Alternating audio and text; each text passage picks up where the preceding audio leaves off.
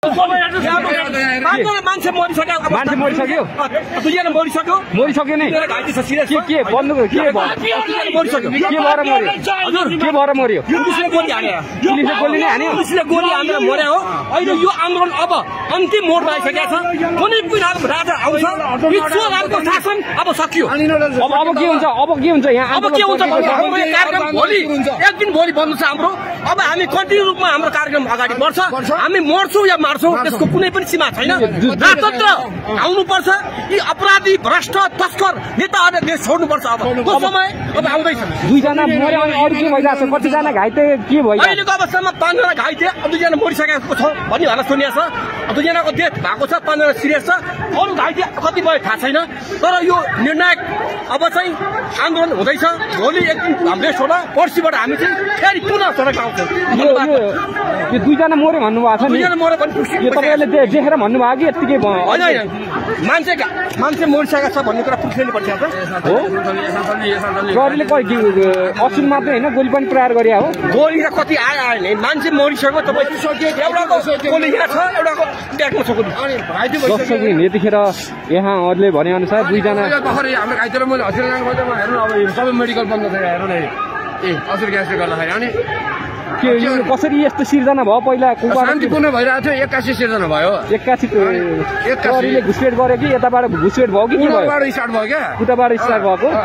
जस्तो कि यतिखेर उहाँहरूको भनाइ अनुसार 2 जनाको मृत्यु भइसकेको भन्ने उहाँहरूको भनाइ अनुसार 2 जनाको मृत्यु भइसकेको छ भन्ने कुरो आइसकेको छ भने आधिकारिक रूपमा चाहिँ हामीलाई पनि त्यति थाहा छैन। उहाँहरूको भनाइ अनुसार 2 जनाको मृत्यु भइसकेको छ र 5 जना घाइते हुनुभएको छ भन्ने कुरो आइरहेको छ। यहाँ प्रहरीले असुर ग्यास 100औं सङ्ख्यामा असुर ग्यास प्रहार गरिसकेको छ। केही मान्छेहरू हामीले घाइते भएको पनि यहाँ भर्खरै हामीले तपाईँहरू सामु एकजना देखाइसकेका थियौँ।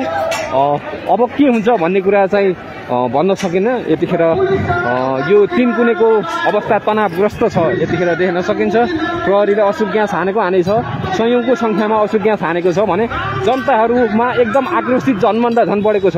उहाँहरूमा आक्रोश बढेर यतिखेर असुर ग्यासको धेरै प्रहार पछाडि मलाई एकदम गाह्रो भयो बोल्नु पनि। असुर ग्यासको यो ग्यासले गर्दा एकदमै बोल्न सासो नै गाह्रो हुने रहेछ। यो जनताहरूको एकदम आक्रोशित बढेको छ। त्यहाँमाथि प्रहरीले असुर ग्यास 100औं सङ्ख्यामा प्रहार गरेको छ। अहिले पनि यहाँ उताबाट असुर ग्यास प्रहार गरिराखेको छ। हामी उता गएर तपाईँहरू सामु देखाउन सक्दैनौँ किनभने हामीलाई गाह्रो हुन्छ। प्रहरीले 100औं सङ्ख्यामा असुर ग्यास प्रहार गरिसकेको छ भने मान्छेहरू पनि यहाँ 5 जना भने पनि धेरै मान्छे घाइते भएको भन्ने हामीलाई खबर आइसकेको छ। यतिखेर यहाँको यो अवस्था एकदम तितर बनिरहेको छ। तपाईँहरू एकतिखेर हेर्दै हुनुहुन्छ हेटेड कोरियर न्युज। तपाईँहरू सामु हामी यहाँ 3 कुनेको दृश्य तपाईँहरू सामु देखाइसकेका छौँ। यहाँको अवस्था एकदम तनावग्रस्त बनिरहेको छ दर्शकबिन।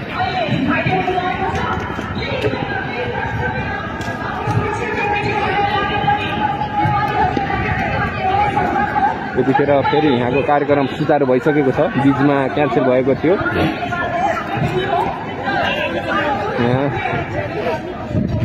यहाँ जनताहरू धेरै नै घाइते भइसक्नु भएको छ। त्यो 3 कुनेको अवस्था यतिखेर थोरै माहौल शान्ति जस्तो देख्न सकिन्छ। प्रहरीले यतिखेर असुर ग्यास प्रहार गरिरहेकै रहेछ। प्रहार गरिरहेकै छ भने केही शान्त भइरहेको छ यहाँको माहौल। प्रहरीले नै आफ्नो पानीको फोर्स हानिरहेको थियो। अघि फोरा हानेको थियो भने अहिले पानीको फोरा हान्न पनि कम गरेको छ र जनताहरू यतिखेर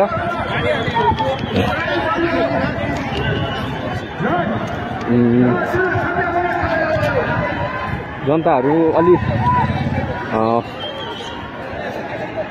अघिको भन्दा थोरै कम भइरहेको छ। यहाँको दगभाडको भिड भने अलिक कम भइरहेको छ। यतिखेर कार्यक्रमतिर फोकस भइरहेको छ र प्रहरी पनि यतिखेर थोरै शान्त जस्तो देखिन्छ अहिले। अब यतातिर जनताहरू यहाँ हार मान्ने तहमा छैनन्। पार कि पारको लडाइँ हुन्छ भनेर यहाँ धेरै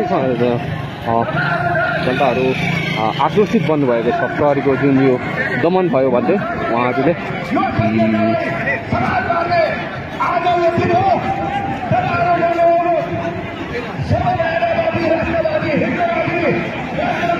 यो किनकुनेको अवस्था अहिले थोरै माहौल शान्ति जस्तो केही शान्त भयो जस्तो देख्न सकिन्छ अरूदेखि धेरै जनताहरू घाइते हुनुभएको छ र 2 जनाको मृत्यु भएको छ भन्ने